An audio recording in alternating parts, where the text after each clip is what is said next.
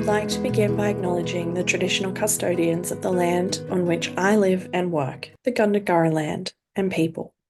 I pay my respects to their elders, past, present, and emerging, and extend that respect to all Aboriginal and Torres Strait Islander people. I also want to acknowledge the traditional custodians of the lands on which you, our listeners, are joining us from today.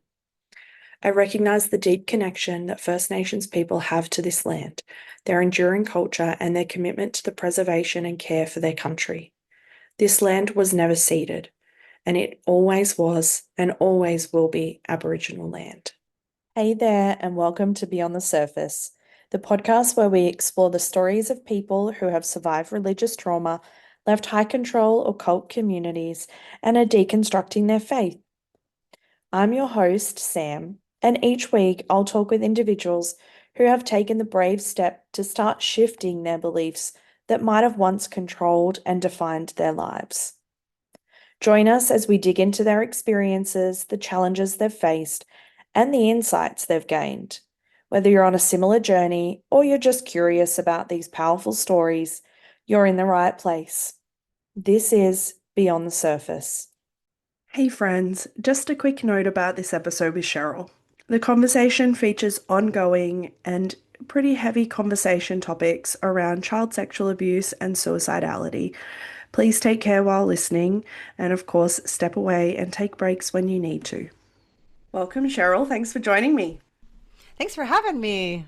I am excited about this episode because I feel like I've been on your podcast once, and ever since I've pretty much thought that you are basically just this like badass powerhouse ex-brethren person. So I'm excited to have you on the podcast. And so for a bit of context, where in the world are you at the moment? I am coming from Red Deer, Alberta, and on Treaty 6 and Treaty 7 land, home to Indigenous nations, including the Cree, Blackfoot, and Métis. Beautiful. I love when people do land acknowledgements. I have it automatically in mine, and I've had so many people. I listen to other podcasts, particularly in Australia, and they don't do it. And so there is a beautiful, special place for me when people do land Yeah. acknowledgements. So I love that. So thank you. Yeah.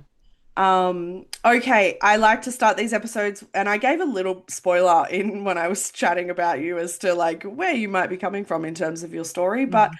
um, where does your story start? So my story starts actually in a very small town in Saskatchewan called Maple Creek. So it's a Oh, very, very tiny town that I was born and raised in. And yeah, I ran away from the exclusive brethren when I was 17. Yeah. okay. So, what was did you grow up in the exclusive like because like I mean most people don't necessarily know like I mean some might, but it's not a recruitment based group. Like you're Mm-mm, born into mm-mm. these groups. And so what was life like up until that 17? So yes, you're born into it. They don't recruit members. Yeah. Our family was on the bottom of the totem pole in the Maple Creek locality, which posed a lot of problems that many people who leave and survivors that I talk to in there have when you're on the bottom of the totem pole. So life for me was it was filled with a lot of heartache, a lot of navigating very many different dynamics. Um, my dad had an accident when I was very young, and due to that accident, I was placed in different families' homes, which is what happens when things happen. You don't go to other people's homes, and I went through a lot of sexual abuse in there. You okay? This Yeah, I just don't know what to say. no, that's okay. it's it was a tough road. It was a tough road. And honestly, I actually wasn't even planning on leaving when I was 16. Mm, Our family went through a lot of priestly visits, a lot of priestly visits. My dad was treated very poorly in there. mm, And due to his accident, his his communication and the way that his personality side of his brain was damaged. So the way that he communicated, to me, he was just very real. He was very real. And he probably was the most compassionate person that you would have found inside the Maple Creek community. But due to the way that his accident affected him, made him very vulnerable in the way that the brethren in that locality treated him and treated our family. So these priestly visits were very, very lengthy. They came all the time.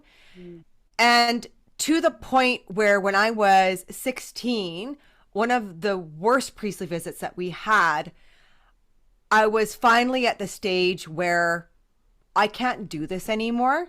Like, and for me, taking my life, I didn't look at it as suicide. And I still to this day don't look at it that. To me, it always comes up to me in this sense that I don't deserve this, so I'm going to go home. Yeah. That's how I've always viewed it, as I'm going home. I'm going to a place where I can't be tortured like this anymore. And I had actually wrote a poem, and my mom had found it, and that stalled out what I was planning on doing. And it took me a bit to kind of get back up on my feet.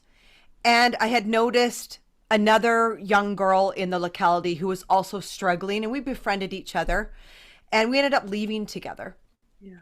And September 12th was actually 33 years this year that I've been out. And it's hard, I think, in the way that I can say it's been 33 years, but because of what I'm doing to help other people leave, and because I'm so heavy into unraveling what happened to me in the last 3 years, that it feels like I just left like 6 months ago, right? Because the body is constantly oozing out everything that had happened to me. And it's not just a quick one and done type of therapy that it's like, let's talk about this and it's done. Like because I'm such an emotional person, and my body is just so full of what happened to me, it's taken a long time to get to the state where I can recognize what's trying to come up, be able to hold it, and then be able to deal with it in a way that can kind of bring some regulation. And I mean, as you understand, right, it's a feat all in itself just to sit and hold the element of shame. Oh, yeah. I think that's the one biggest thing that nobody talks about when it comes to CSA and child sexual abuse is the overloaded body reaction of shame. Yeah. And I have to say that I have to say that just in this last month, due to some things that have landed on my lap and people that have kind of come at me, really brought this shame to the surface for me to make friends with. And I tell you, holy shit, it is the hardest emotion to make friends with. Yeah. Because our nervous system just wants to protect you. The nervous system just like comes in and it just wants to be like, no, like we don't need to go there. We're going to hold this. And shame that comes from child sexual abuse is not the shame people feel when you say, someone's ashamed or someone feels shameful. It's not the same type of shame. This shame comes from being violated. This shame comes from having your innocence literally ripped out of your body at such an early age, So I really diverted on that with that's okay. I'm just sitting here absorbing everything you'll say. I'm just like, I don't need to talk in this podcast, Cheryl. You can just go for it. I'm sorry. No, please don't apologize. Oh my goodness. So like, what was my life like? I think I just... It's hard because a child knows, like, whether you have the space to divulge what is going on, right? But at the same time, after I came out with what happened to me, I had people reach out to me that I hadn't spoken to in like probably 25, 30 years. Yeah. who filled in pieces for me of things that they witnessed about me, things that they saw happen in my own home, of the reaction of what I would have been going through. And so these pieces were very pivotal in me to be able to just pick myself up and be like, it's okay. Like, it is okay to hold yourself. Let's go into this. Because anybody you talk to about CSA, nobody wants to go and do a police report. Nobody wants to come on a podcast and disclose what happened to you. Yeah. Right? And I think that's the hardest thing, when people challenge you, right? Nobody does this for fun. Nobody does this to, I don't even have words. Just nobody wants to do this. It is the last thing. I want to run and hide from this all the time. It's why I keep doing therapy, is because I have to train myself to stay in it. You have to stay in it. The only way out is through.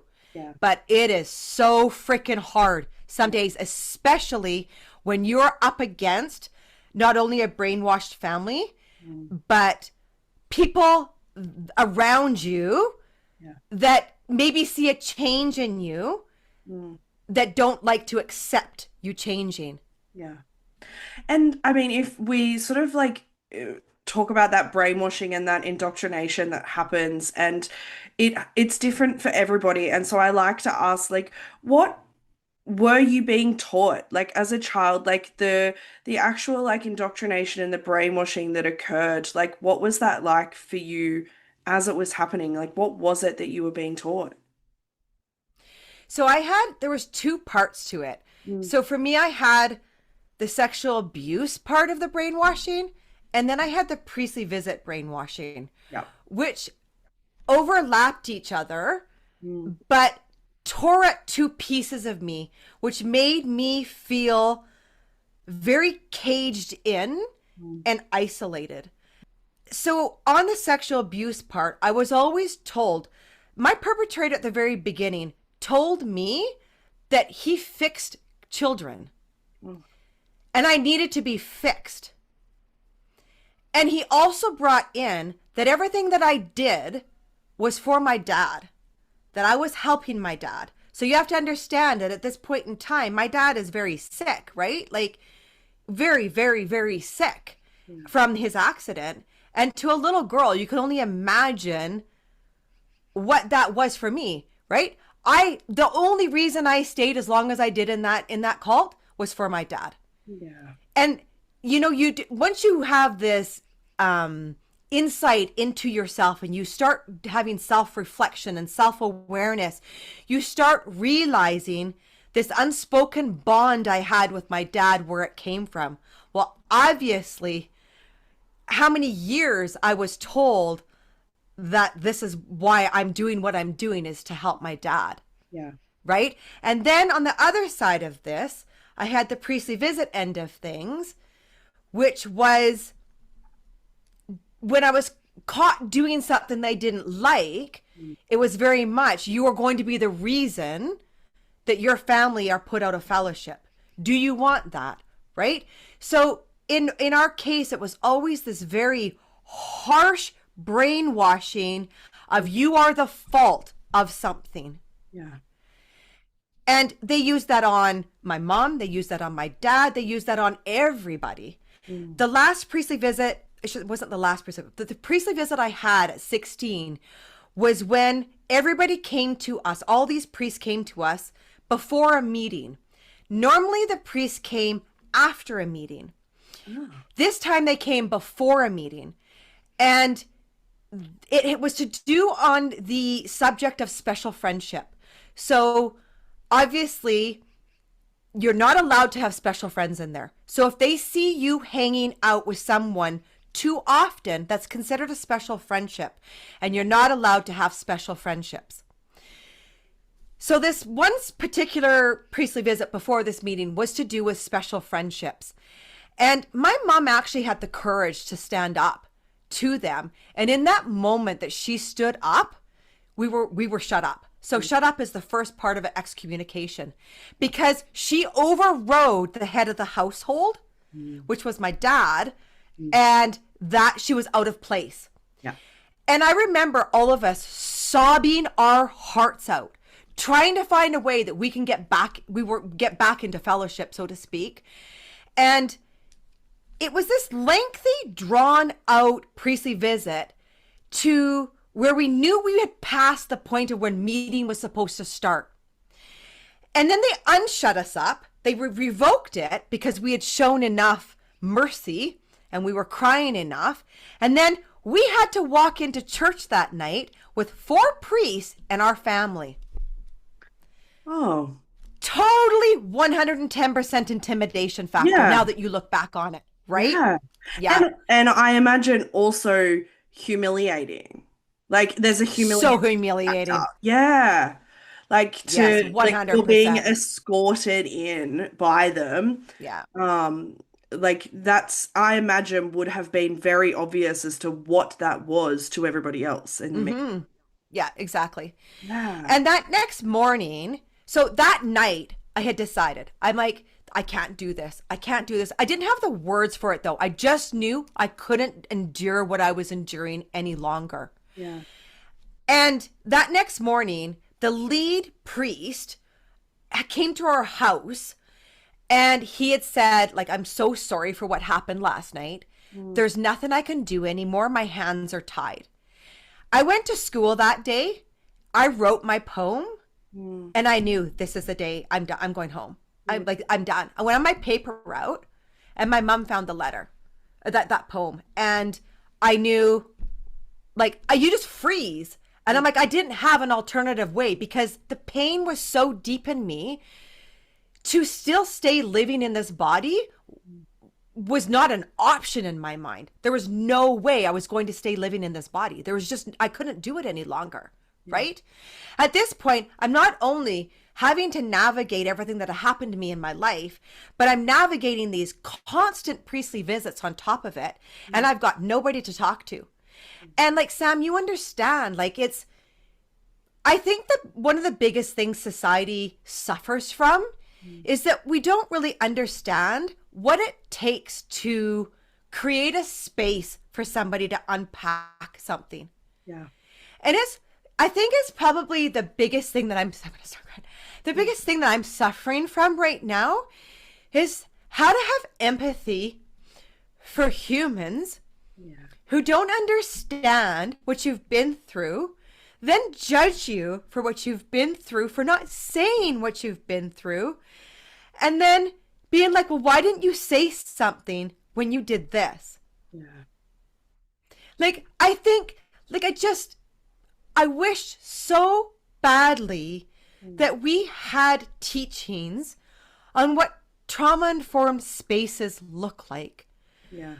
And that what it takes for somebody to utter the words of what happened to you. Yeah. My first time I even mentioned it to, like, when I screamed it at my parents, it would have been about probably 15 years ago. I had called them to tell them about things that were going on that I knew that they didn't understand. They wouldn't have seen it, that were going on inside there. And it escalated into a very loud conversation to the point where I just screamed that Ellen raped me. Yeah. And I didn't even know I was going to say that. My body screamed it, right? Because I was in such a predicament of a fight with them that my body took the opportunity and it just came out of my mouth. I remember hanging up on them. I threw that house phone across the room and I just crumpled. That was the first time I think I ever uttered the words out loud to someone that I knew needed to hear it. Yeah.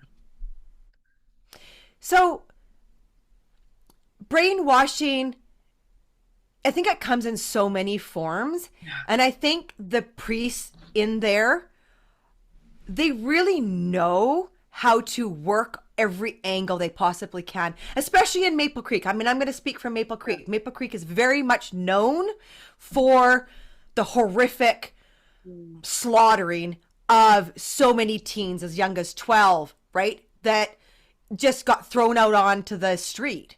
So Maple Creek does have a bad rap for the priestliness that was happening there. But if anybody, I mean, we released a podcast of an audio of somebody in the States who went through something very similar. And I always said that it was podcast 110. That's what I endured. That's what our family endured, was horrific tormenting like that. I would get priestly visits on my paper route. My parents don't even know about some of the priestly visits I got, right? I would have priestly visits in back alleys when I was on a paper route, where this one brother, this priest, would follow me, and I went in this one time. I went in behind this back alley. He followed me in there, and he was the one that covered up my perpetrator. What is it? I mean, and I'm sort of like diverting a little bit, but like, what is it like for you to sit here and talk about it? Like, I just want like a almost like a check-in moment. Like, what is it like for you to sit and talk about this? It's hard. It's so hard. I don't think people realize how hard it is for me to do the podcast. Yeah. Like, I don't do the podcast for me. I don't. Right? I do these podcasts because there's something inside me that just says, Cheryl, don't stop talking. Yeah. Keep talking and own how you feel. Own your tears, own the hurt, own this, own it all, because it's you, right? I think the hard part that comes from it is the judgment, right? It is when in my heart of hearts, in my heart, I just want the pain to stop. I just want the pain everywhere to stop, right? But I have a very naive, gullible sense of how easy this would be to fix. And I'm not going to let that go, because I think it's a part of me that is very sincere in the fact that if humans just realized what everybody was doing, and that if you just took your ego and put it to the side and listened to every survivor, this would be very easy. I shouldn't say to fix, but very easy to put on the table and then get the help everybody needs. Yeah. Yeah. Absolutely. So I talk because something inside of me tells me not to stop talking. And as hard as it is to cry as much as I cry, those tears, they wake up pieces of me. My 3-year-old gets to cry. My 4-year-old gets to cry. My 6-year-old gets to cry. But they get pulled out of me by the stories that I hear. So there's a therapeutic piece in it that is very hard to navigate, but at the same time, there's healing in it. Yeah. I mean, that phrase of like the tears wake parts of you is both simultaneously a heartbreaking and beautiful statement. Like it's, you've got to have the nuance to hold that statement, because it's devastating, of the cause of those tears, but also it's beautiful that those parts of you are able to wake up and be met with safety. That's how I feel. Like I think right now is just navigating, and you'll understand this, when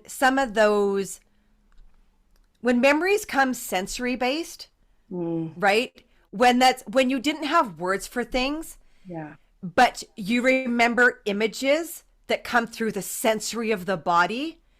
I think those are the toughest ones to navigate, because my 3-year-old self, the 4-year-old part of me, doesn't have words the 6-year-old does, right?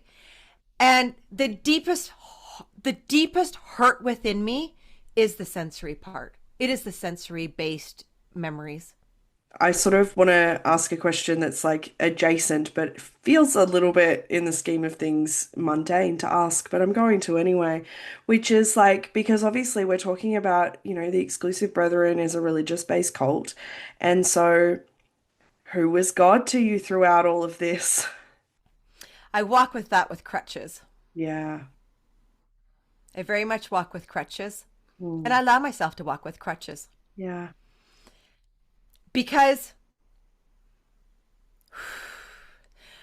what Ellen put me through, in my little girl mind, the amount of times I screamed out when I was drugged and not been able to move, nobody came for me. Yeah. No parent and no God. I never felt it in my body. I never felt it in my heart. I never felt it in my mind. So at 50 years old, I still walk with crutches. And I think that's why I yearn for justice so intensely. I think that's why I yearn for a breakthrough in every story that lands on my lap. Because going through what you go through at such a young age and the effects that it still has on you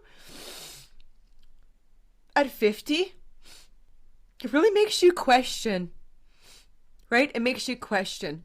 Yeah. Right? So for me, I really rely on nature. I rely on the things that are tangible to me, like my husband, my friends. Nature is just a big, big, big one for me. Nature's just, it is my refuge. It is just where I seek my peace. Yeah. I'm not saying there isn't a God. I'm just saying that my experiences and how the horrificness of what I went through, and when I have to go through this in therapy, and you have to really, even in the police report, when I sat there and did my police report, 2 days, 9 hours, at the end of that, I cried to God and said, like, how the hell do you allow something like this to happen? It should never happen to any child, and it's rampant in this world. Yeah. And yes, I understand that there's things on this world that are meant for learning lessons, but I do not believe when someone tells me everything happens for a reason. You do not ever, ever say that to somebody who is at the hands of multiple people at a very young age. Yeah. That doesn't happen for a reason. Yeah.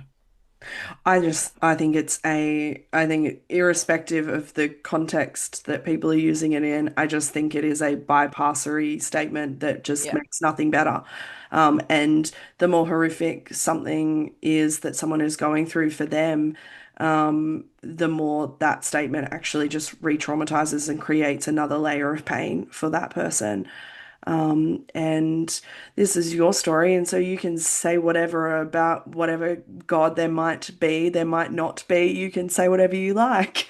So, but it is like it's such a when someone slaps a spiritual layer onto something, it hits a part of us that I think a lot of people don't necessarily understand just how hard that is to unlearn, unwire, and to not separate, but to sort of like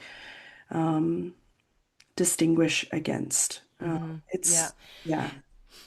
And I have had moments, right? Like I have had moments after I left the cult, right? I did have moments where when you start unraveling that brainwashing, right? And you get that first sense of freedom and self. I did. I did. I know 100. Wow, like I've never been this close to God before. Like this is what this feels like, right?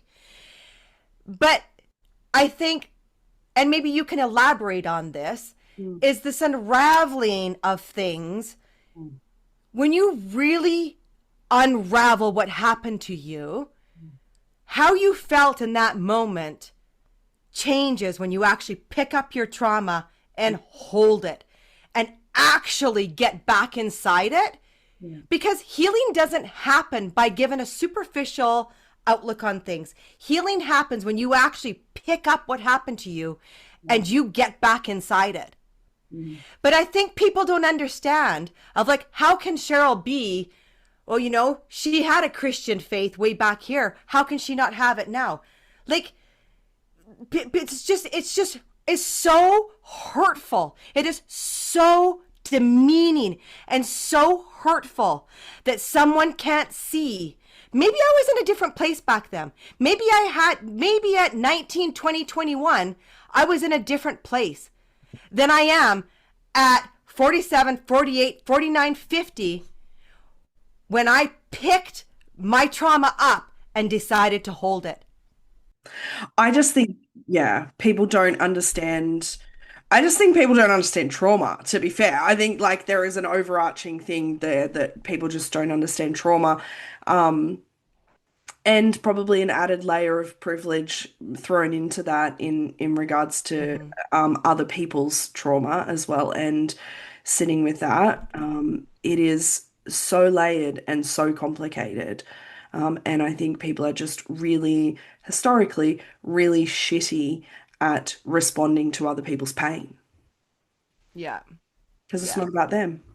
And that's Yeah. And like in your expertise, like have you like how you unravel trauma from mm, say like, 17 when I left to 47 when I started to open this up, I'm a different person. yeah, and you are supposed to And be. Like right? that's human nature. You are supposed to be a different person. We are supposed to grow. We are supposed to evolve. We are supposed to change. And something that sits in our nervous system today is different to how it sits in our nervous system a decade ago. And Mm-hmm. that's actually what it's supposed to be like. It's not supposed to be exactly the same. Um, Yeah.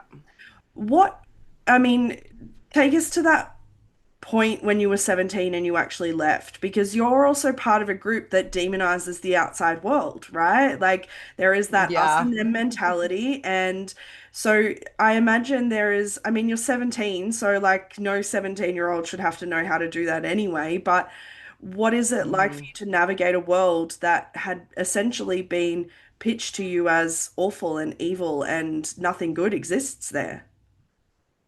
It was so scary. I can't Yeah. even explain to you how scary Oh, it was. Oh, it was hard. It was hard.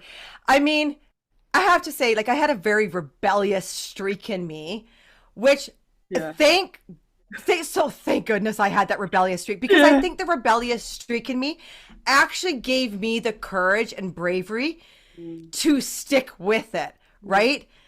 Um, I used alcohol. mm. So alcohol was my crutch, Yeah. right? Like it was my crutch on meeting the world.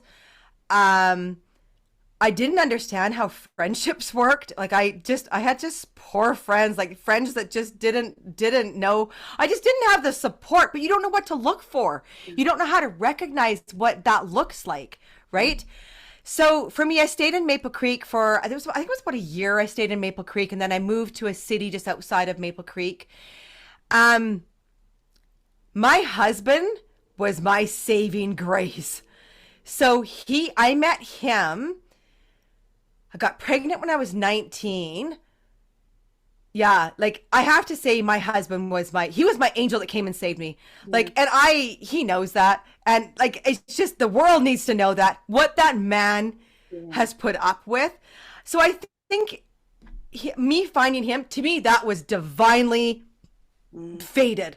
Like 100% that was I know Curtis was meant to be there for me. Like he picked me up right when I needed him. So navigating those first were really hard because we never left with anything, right? And you slept in the corner of an apartment building. In the corner, we have nothing. We didn't have curtains. We didn't have pots or pans. We didn't have clothing. We didn't have nothing, right? Except our pedal bike. Um, it was you learn. I'm still learning. I'm still learning, right? And as I picked up my trauma, I had to learn all over again. I had to learn what boundaries meant because I think boundaries is one of those things I've struggled with my entire life. But my boundaries were also obliterated at very, very young age, right? yeah. Yeah. And even like, there's that element, but you're in cult spaces and cult groups.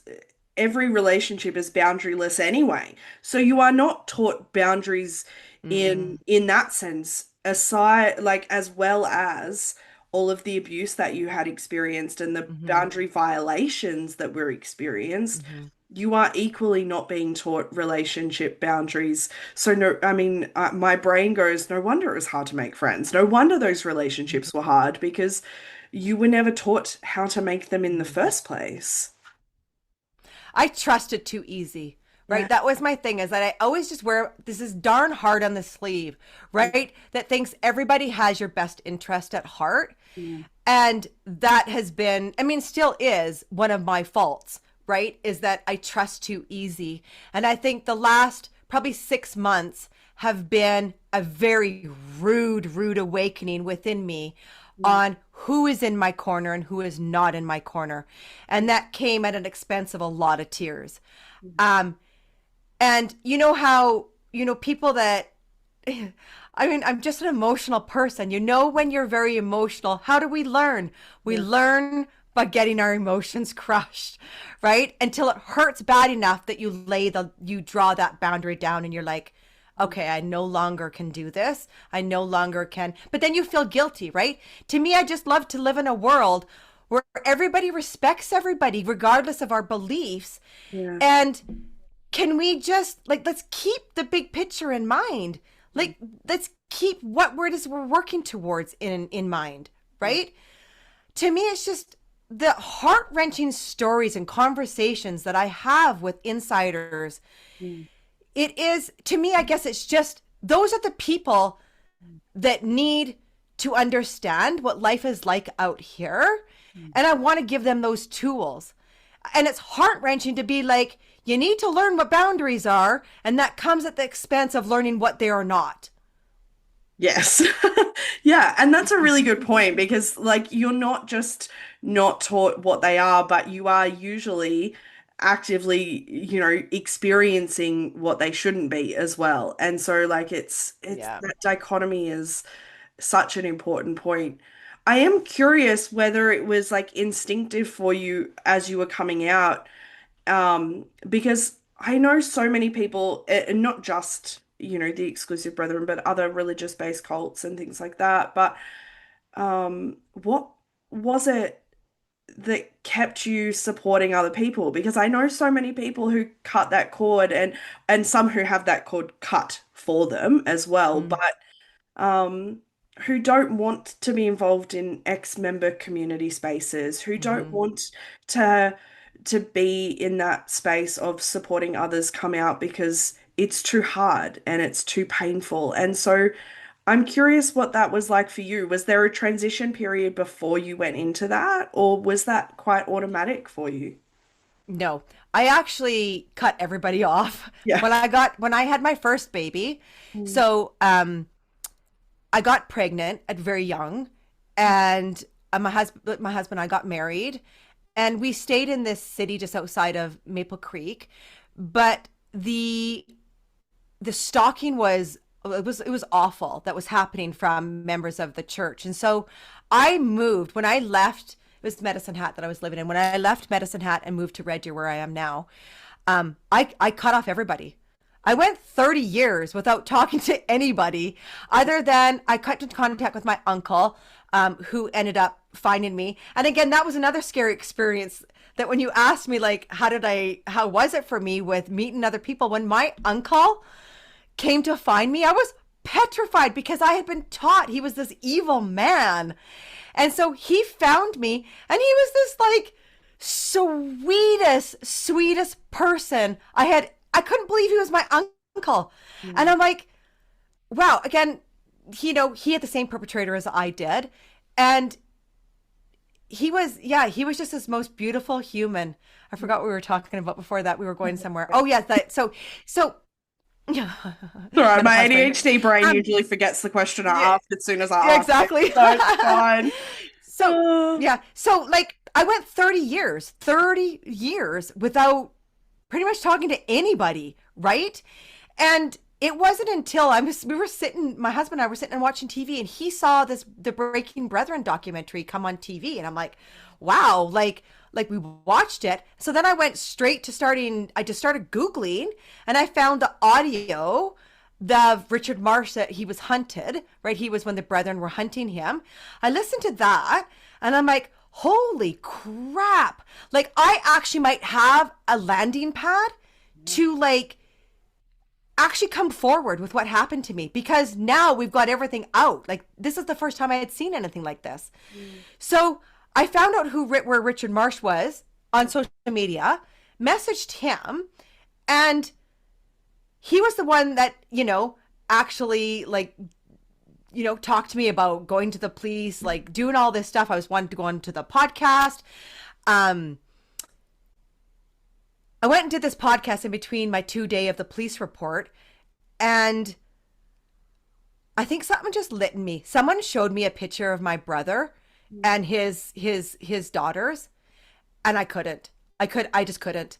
Like, conscious, like, to be in good conscience, I could not do it, right? So I also didn't know what this was going to do. I had no clue what this was going to open up. Never in a million years did I think this was going to open up what it's opened up, right? We're 3 years into this, and I spent 2 hours on the phone the other night talking to a female inside there. Like, we both sobbed our faces off with what she was going through, right? So I think it was very much my nieces that triggered it for me. I couldn't in good conscience 5 years down the road have them come knocking on my door and giving me the same story that happened to me, and living with that. There was no way I could live with that. Yeah. I mean, you say like I couldn't in good conscience, but also that's like one of the hardest fucking things for someone to do. Like, it takes Yeah. an immense level of bravery and courage to do and to go down the path of what should land in justice, but for so many doesn't. Yeah. That's an immense level of bravery and courage and energy. It is. This last 6 months, I've almost quit this many, many times. I think it's the emotional toll of the politics that go on behind scenes. Yeah. I think it is, I feel sometimes that I want to just go pick these people up, especially when they're teenagers. It's super, super hard. And I'm not going to lie, like, a couple weeks ago, I had probably the biggest crash I've ever had in my life. Yeah. Like, it was like felt like every bone in my body broke with emotion. And it was my oldest son who came to me, and he actually pleaded with me to stop doing what I do for my own sanity, but also for the sanity of our family. Yeah. I won't do this forever. I won't. But I have to go until I feel like the fight in me has finished what she feels like she needed to finish. Yeah. And whether that is something within me, whether that is something that I see break through on the outside, whether that is something that breaks through within insiders, I don't know what that is. I just know that I'm not done. Yeah. Right? And the only thing I can trust, I got to trust my gut. I have to trust my gut. I have to trust my heart, because my gut and my heart will tell me when I need to stop doing what I'm doing. Yeah. What was the process like for you to even recognize what your gut was saying? Because in these places, like, intuition is not something that's talked about. And in some faith-based spaces, it's spiritualized instead, and so it's talked about, but with a spiritual language.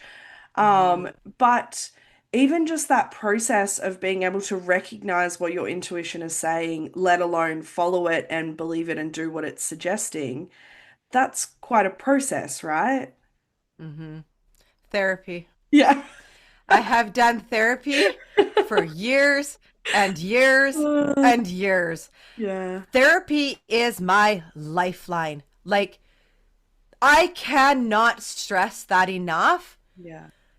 Anybody who is struggling with religious trauma, child sexual abuse, anything, go find yourself a therapist. Yeah. You will never get to the place you need to get to without therapy.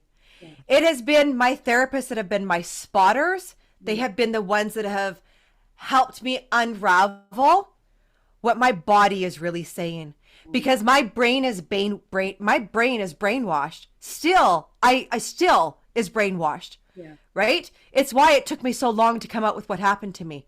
Like, I wasn't just brainwashed from the priest. I was brainwashed from what had happened to me. Yeah. So I had to go through, like, every time I'm in therapy, I can tell now what is brainwashing coming from indoctrination of their cult and what is brainwashing indoctrinated from what happened to me. Yeah. And so the more I allow my emotions to express itself and to drop in and not run, is the more my gut and my intuition speak to me. Yeah. It's not clean. It is not a clean sight at all. We are in the messiest times ever right now. But the thing therapy has taught me is that every emotion paves a path to who we are. Yeah. It just does. I am living proof that you can live through some of the strongest suicidality. I am living proof that you can live through some of the strongest grief. And I am living proof that no matter how much your soul was raped from you, you can find a reason to live. Yeah. I almost just like don't want to say anything after that, but I need to. It's like there's a fight in me to go like, don't say anything after that. But I mean, I do want to talk about grief because, we often will talk about, that religious trauma work is grief work. There's so much, and that grief is so layered. But there was a moment, and I was going to ask it earlier on, but I got sidetracked. The moment where you said that other people were pointing these things out to you from that they noticed when you were a child and things like that. And I go, is there an element of layered grief to that? Because those people are noticing things and they didn't say anything. And so like what has the grief journey and the grief story been like for you? Because she's complex beast. She's so complex. Yeah. All of my therapy up until 3 years ago has always been grief based. Yeah. Grief has been the one that took me to every suicide door I've ever walked through. Yeah. And this type of grief it bottoms you out. It's such hopelessness, right? And I think grief for me comes down to my mother. Yeah. Because I'm a mom. I just don't know how, and my mom is a very compassionate mother who took care of everybody else too. I just don't know how she was able to not do what she needed to do because of, and I know I just had therapy on Thursday night over this. So I'm, you know what? I'm just going to actually say something. I'm just going to do this. I knew if the door opened, the door's going to open.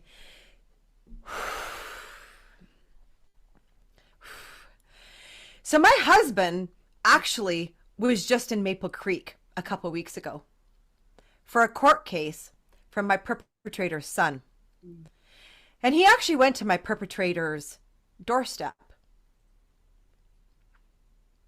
My husband's a very, very brave man. Yeah. He's so compassionate. He's just so compassionate, right? So I think that's why we've been together for 30 years is because we both have that same very wear the heart on the sleeve. Yeah. And a lot of stuff was discussed in this 6-minute visit to the point where my perpetrator actually said that he knew he needed to get help for the people that he's harmed. He actually said that he was sorry. He said, "Tell Cheryl, I'm sorry." I listened to this audio Yeah. It was the hardest audio I've ever listened to, because in this audio, I had to relive the sick man. The sick man that is, I didn't do anything. And then in the next breath was like, I know I need to get right. I didn't do anything. I'm sorry for what I did to Cheryl. I didn't do anything. But yes, admits to hurting multiple women. Yeah. My husband then took this to my family, played it for them, and I'm sitting in a space right now where there's such an opportunity for justice. Obviously, this recording went to the police. Yeah. And yes, it's admissible in court. Yeah.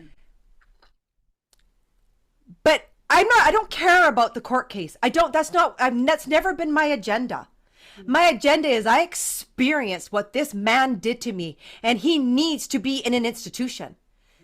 Like I just don't understand where humans cannot process and grasp their brain to think, we don't want this on our streets. I'm not asking for him to go to jail. Can we rehabilitate something like this? Like, I don't get how humans just don't understand why we don't want to put our energy into rehabilitating people. Like, what has he been through? What is his father done? Which his father did something to my grandfather, right? So this is a systemic issue in this family. Yeah. And so I'm sitting in a space right now where I'm waiting to hear back. I'm waiting to hear what my parents are going to do about it. I'm waiting to hear my brother, who said he's going to fight tooth and nail for me, what's going to happen about this. Because I've had radio silence for 2 weeks. And so when we talk about grief, let's talk about 3-year-old grief. Mm-hmm. My 3-year-old self has been sobbing her heart out for 2 weeks. Yeah. Because my 3-year-old part of me is like, my mom is going to finally come and rescue me now. Yeah. My 50-year-old self wants to go inside my body and be like, it's okay, I got you. Yeah. But my 3-year-old self only wants her mother. Yeah. So grief is just, it's a dragon you gotta learn how to ride, and definitely get yourself a therapist to ride it. Because you like you have to have a therapist to ride this dragon. Oh my goodness. And I think my message to people who have suffered from childhood sexual abuse is your body is your guide. Yeah. And it hurts to get into it. It hurts so bad to get into your body. Yeah. But your head is not going to save you. Yeah. You have to get into your body. Your body is where you truly, truly meet the pieces of you, and you're going to see yourself through a completely different lens. People are going to say you've changed. People are going to say, who is this person? My kids see me cry every single day like they did all those years ago. And I have to remind them, these are healing tears. Yeah. This is not me crying because I hadn't addressed what went through to me, because I hadn't addressed what happened to me. These are tears because I'm sitting in what happened to me. Yeah. And I have to cry these tears. And so I get hugs from my kids all the time now that I keep on explaining that, right? And I'm sure it's hard for them, but it's also a good lesson for them to understand that me crashing on a floor, banging the floor, screaming at the tops of my lungs when I'm 50 years old because I'm crying for my mother, that's okay. Yeah. Yeah. I mean, I think just like humanizing ourselves for people is so powerful, and humanizing pain. And I sit here and my heart breaks for you. And also, my heart feels such warmth that you are in a space where you can feel and experience and embody and, all of those beautiful parts that come from recovery. I don't love the word healing. I use it because it works and people understand it, but recovery Yeah. feels far more lifelong, and that feels far more relevant and relatable for a lot of people. This is, like you said, it's not one and done. This is ongoing. And it's just, oh, It's also learning how to create refuge for yourself and yeah, safety for yourself. yeah, And I think that that's what I've had to learn in this last couple of months yeah. is that not everybody wants you to feel safe. Mm, Not everybody is there to give you a safe space. yeah. And those are some of the hardest lessons because in order for me to navigate what I'm navigating, I need every single person in my tribe right now Mm, to be offering me a safe space. yeah. I need everybody around me to understand that when I'm crashing, that it's okay and you don't need to fix me. You don't Mm, need to do anything. Just give me a hug, yeah. right? Yeah. I think that's so, I almost like want you to say it again because it's so important. I remember being asked on another podcast, like, what do like survivors need to hear? And one of the things that I said was like, you don't need a solution, right? Like, Mm-mm. we just need presence and warmth and affirmation and belief, and we don't need solutions to problems that, you know, they can't Mm-hmm. fix. It's not about fixing. And so I refuge is a beautiful way to phrase that. I Mm-hmm. love that. Mm-hmm. That's beautiful. Yeah. And I imagine you are creating that space for other people as well. And that I Mm-hmm. imagine would be a Mm-hmm. really beautiful yet like painful experience, like hearing other people's stories and Mm-hmm. sitting with them.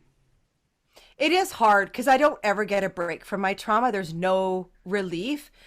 Um, I am learning how to shut my phone off more, Which but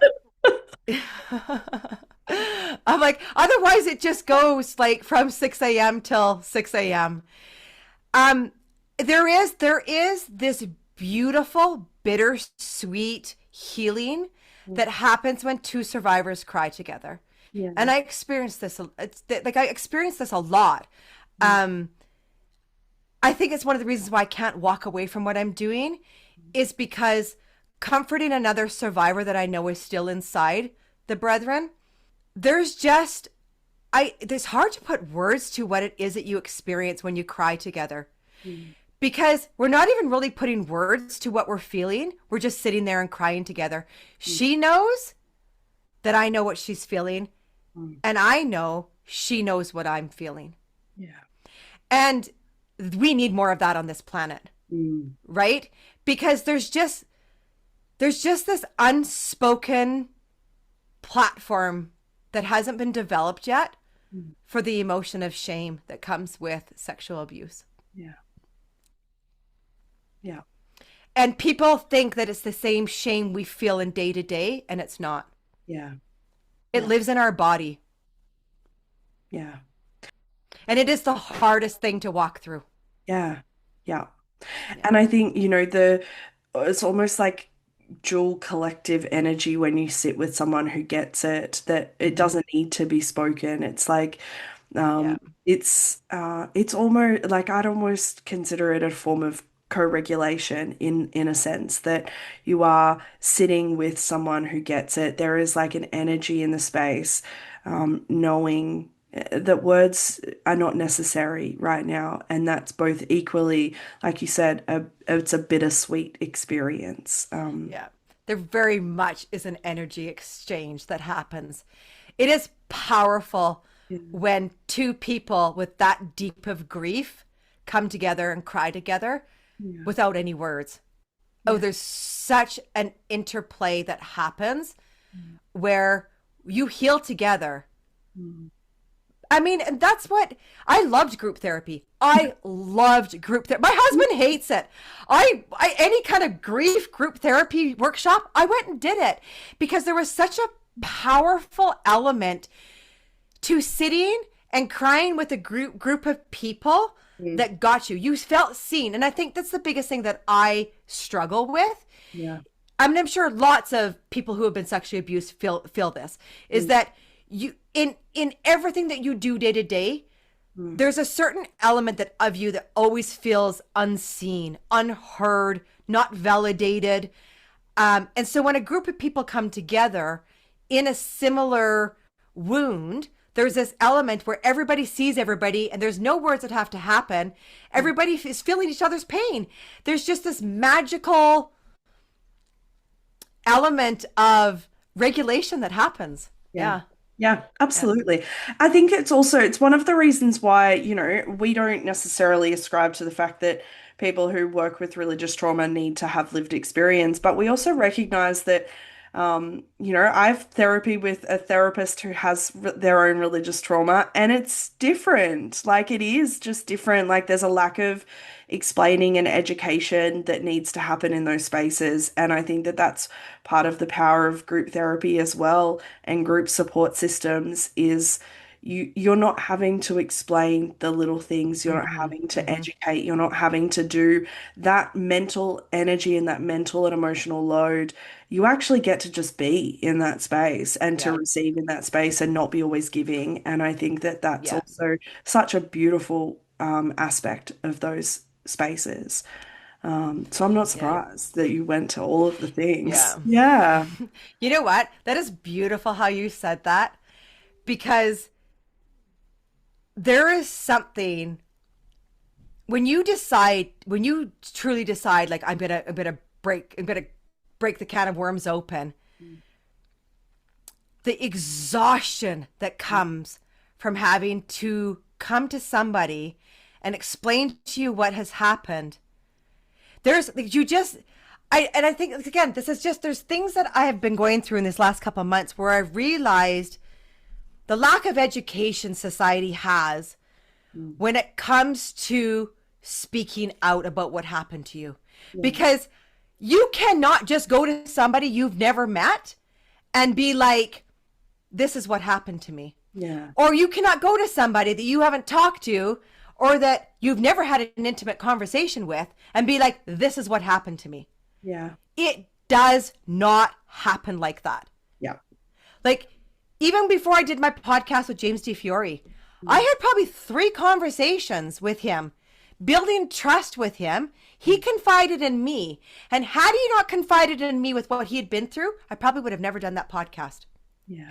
There was this amongst I'm like, he gets me.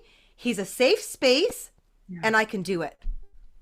But I think people just, that's the biggest question. Why did you not say anything?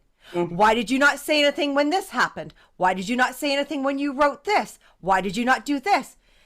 And I think the ignorance Yeah. that comes from people that cannot put themselves in just the actual terminology of sexual abuse Yeah. is horrific on Yeah. society. Yeah. And I say that with like the passion inside me, because it is why people do not come forward. Yeah. Because people don't stop to think, what could have happened to this girl? Mm-hmm. What could have happened? Can I put myself in her shoes?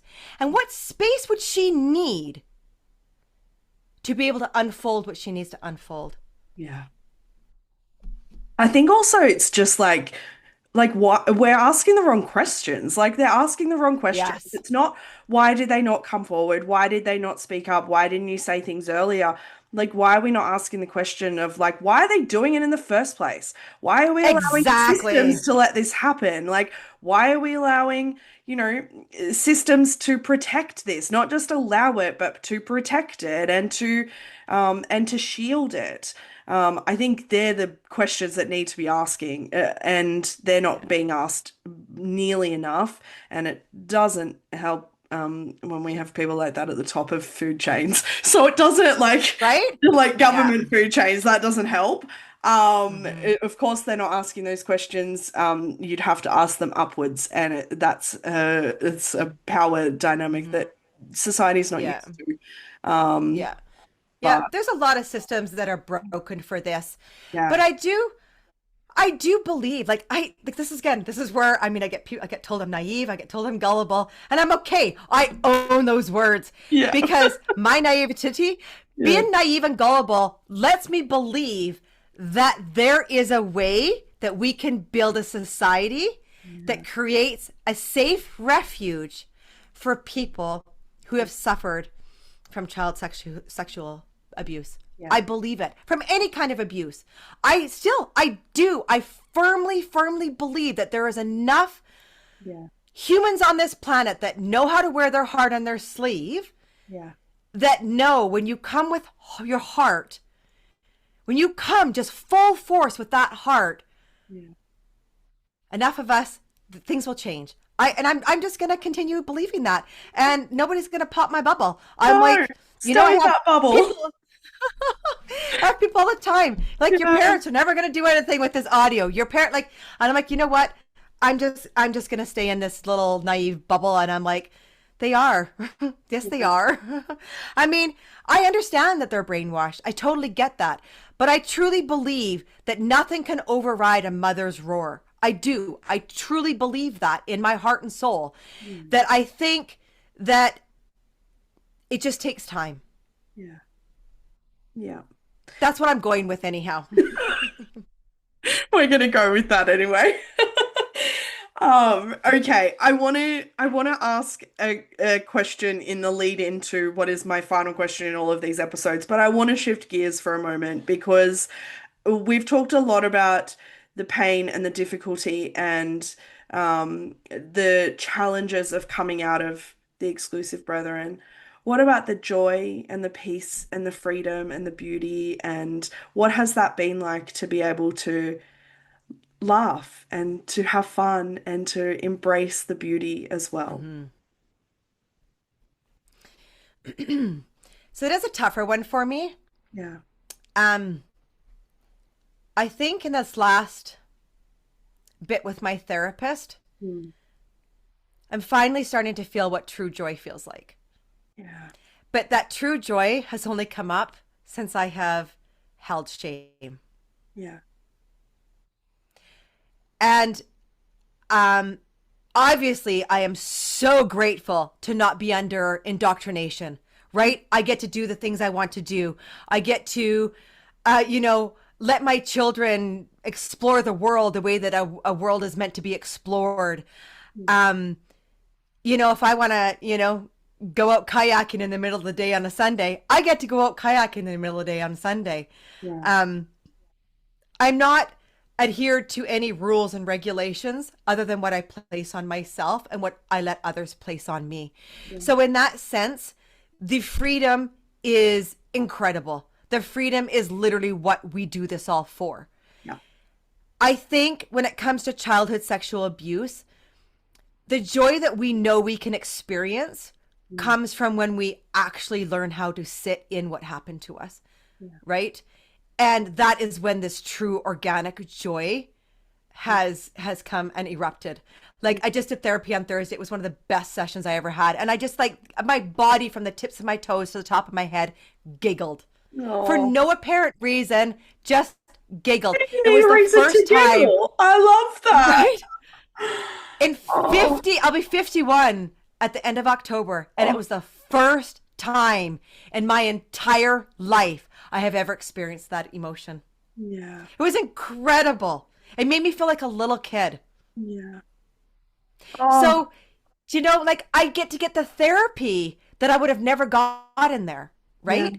Like, because of my own personal experience, I just know I would not be the person I am today. I would not be able to have the movement I have today if I had not done therapy. It was actually my husband who dropped me off at the hospital one day and was just like, here you go. That was my first introduction, right? Literally.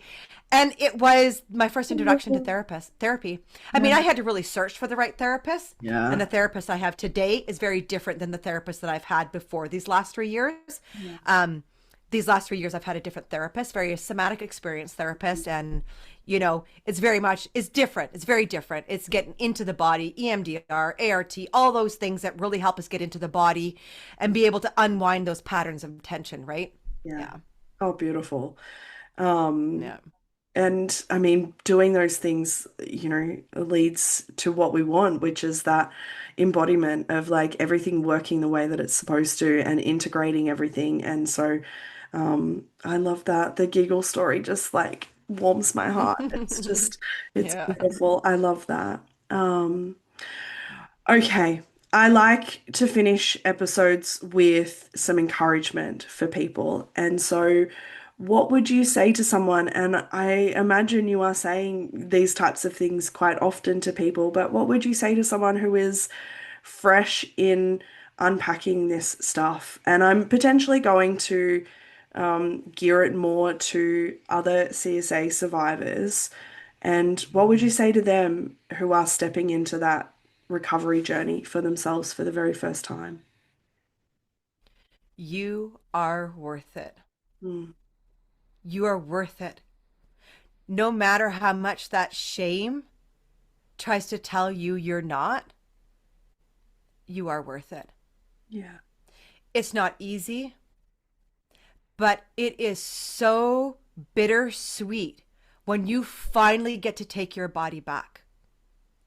Because that is what holds us back, is that your body is still owned by the trauma and those that harmed you.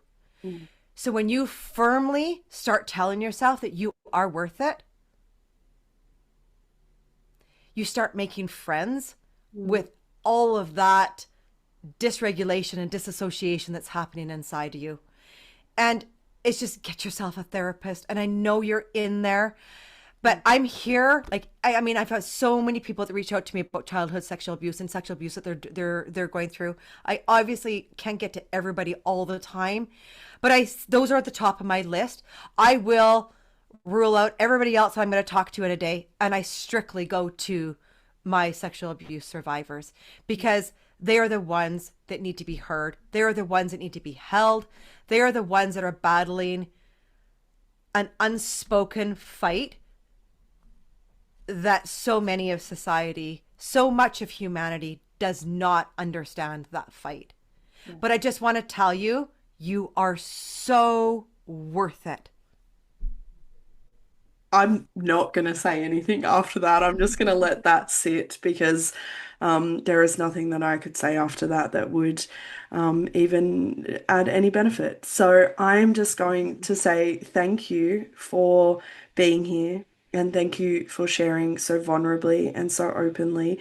And I have absolutely no doubt that anybody who listens to this episode is going to simultaneously have so much warmth towards you because you are just beautiful and an absolute Oh, thank you, fucking Sam. powerhouse. And like I'm mirroring what I said at the beginning, and I firmly agree that it is still there. And also just, thank you so much for the work that you do. But also just being here and sharing your story. I appreciate it. Thank you, Sam. You are such a beautiful human that I probably wouldn't have been able to be this vulnerable with anybody else. So I'm like, I've had to cancel so many podcasts this last one. I'm like, I kept Sam's. I'm like, you're just such a beautiful human. You get Oh, it. You know how to just have that warmth and you just embody what every survivor is looking for. So well, thank you. oh, that's Yeah. beautiful. Thank you. Okay, let's finish. Thank you. Yeah. Thank you. Thanks, everyone. Thanks for tuning in to this episode of Beyond the Surface. I hope you found today's conversation as insightful and inspiring as I did. If you enjoyed the episode, be sure to subscribe, leave a review, and share it with others who might benefit from these stories. Stay connected with us on social media for updates and more content. I love connecting with all of you. Remember, no matter where you are on your journey, you're not alone. Until next time, keep exploring, keep questioning, and keep moving forward. Take care.